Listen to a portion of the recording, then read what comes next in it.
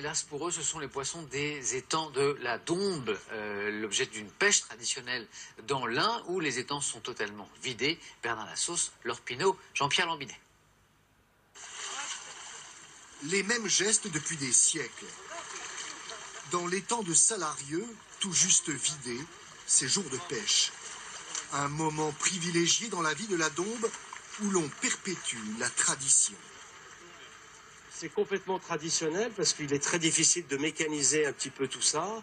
On a besoin de beaucoup de manœuvres. Un autre grand malheur, c'est que les jeunes ne sont pas passionnés par ça.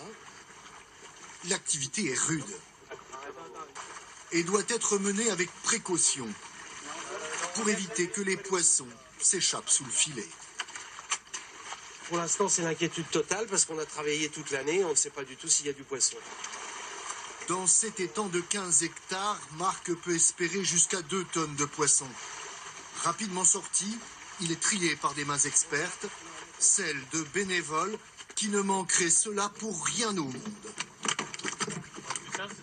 Moi, je pêche depuis que je suis tout petit, moi, alors. Je suis né dans la Dombe, moi, alors. Je pêchais avec mon grand-père. Je pêchais avec un collègue.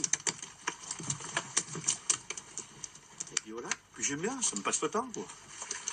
Les petites prises, comme les tanches et les goujons, vont repeupler les rivières.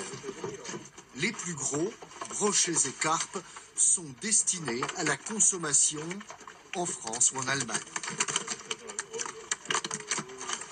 On les pose dans des gros conteneurs qui sont pleins d'eau, qui fonctionnent avec de l'oxygène, et on va pouvoir les stocker sur notre site et ensuite le revendre en poisson vivant.